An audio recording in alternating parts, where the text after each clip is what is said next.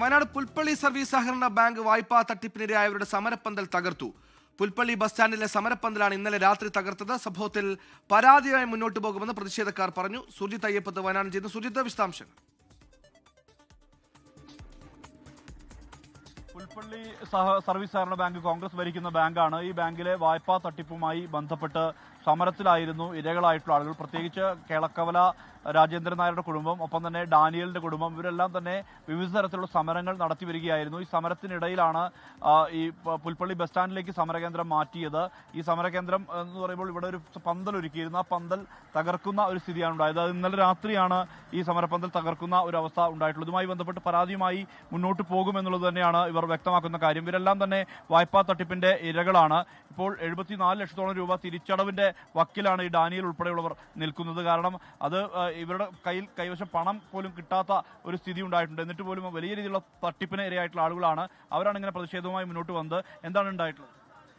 ഇന്നലെ പൗലോസുട്ടിയുടെ വീട്ടിൽ ഞാനും എൻ്റെ ഭാര്യയും പോയിട്ട് പൗലോസുട്ടിയുടെ അനിയൻ്റെ മത്തായിയുടെ അക്കൗണ്ടിലേക്കാണ് എൻ്റെ 16 ലക്ഷം രൂപ പോയേക്കണേ. അത് ബാങ്കിൽ നിന്ന് ഉദ്യോഗസ്ഥന്മാരെല്ലാം കൂടെ കണ്ടുപിടിച്ചത് തെളിവായിട്ടാണ്. അത് 8 വർഷമായിട്ടും ഒരു തീരുമാനം ഇതുവരെ ഉണ്ടായിട്ടില്ല. അതിന് വേണ്ടിയിട്ട് പൗലോസുട്ടിയുടെ വീട്ടിൽ ഞാൻ വേറെ ആരും രാഷ്ട്രീയക്കാരില്ലാണ്ട് ഞാൻ സ്വന്തം ഇഷ്ടത്തിന് പോയി ഞാനും എൻ്റെ ഭാര്യയായിരുന്നു. അവിടെ ചെന്ന് സമരം നടത്തിക്കൊണ്ടിരുന്നപ്പോൾ അവർ കണ്ടമാനമായിട്ട് നമ്മളെ പൗലോസുട്ടിയും കമ്പനിയും പറഞ്ഞു, നിങ്ങൾ ഇത് പൈസ എടുത്തത് ഞാനല്ല, എൻ്റെ അനിയൻ മത്തായി എടുത്തേക്കണേ, അവൻ്റെ വീട്ടിൽ പോയിരിക്കാൻ പറഞ്ഞ് പരാതി നൽകി. അതെല്ലാം കഴിഞ്ഞ് കുറച്ച് കഴിഞ്ഞപ്പോഴത്തേക്ക് കൊല്ലപ്പള്ളി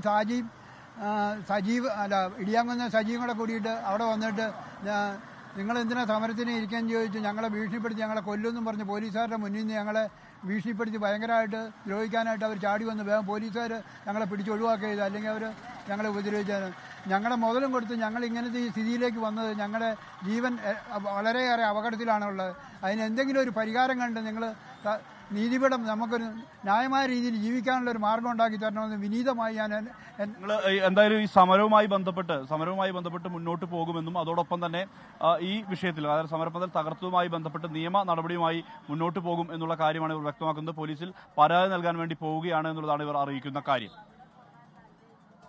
സുജിത് അയ്യപ്പത്താണ് വയനാട്ടിൽ നിന്ന് വാർത്താ വിശദാംശങ്ങൾ നൽകിയത്. ലോകത്തെവിടെയായാലും ഏത് സമയത്തും 24 വാർത്തകളും ഓഗ്മെന്റഡ് റിയാലിറ്റി പാക്കേജുകളും എക്സ്പ്ലെയിനറുകളും വിശദമായി കാണാൻ ഞങ്ങളുടെ യൂട്യൂബ് ചാനൽ നിങ്ങൾക്ക് സബ്സ്ക്രൈബ് ചെയ്യാം.